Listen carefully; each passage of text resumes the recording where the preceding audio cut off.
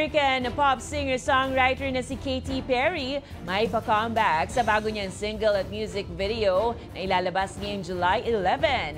At James Reid, posible nga bang gumawa ng teleserye o kaya pelikula kasama si Liza Soberano? Alamin ang mga detalye sa balitang A to Z Showbiz ni Ling Garcia.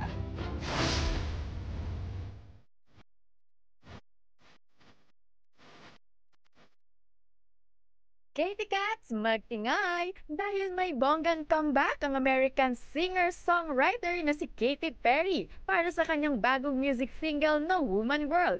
Sa kanyang Instagram, ipinasilit ni Katy ang teaser ng kanyang music video na siguradong mapapa-roar ang lahat ng mga fans. It's a woman's world and you're lucky to be living in it.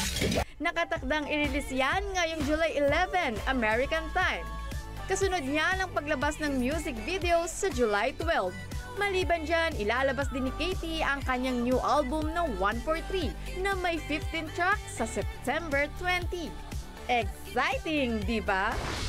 Samantala, posibleng magsama sa isang pelikula o teleserye sina James Reid at kanyang talent na si Liza Soberano.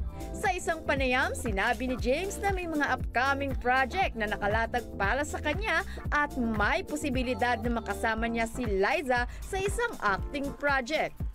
Pag-amin pa ng aktor, namimiss na rin daw niya ang pag-arte at hindi raw siya nag-quit kailanman sa showbiz. At inuna lang daw niya ang mag-concentrate sa kanyang music career. Enjoy din daw siya ngayon sa pagmamanage ng kanyang mga talent sa ilalim ng Careless. Kabilang na riyan ang aktres na si Liza Soberano na gumagawa na rin ng pangalan sa international scene. Ano kayang next project na yan? Abangan! Para sa balitang A to Z Showbiz, Ling Garcia.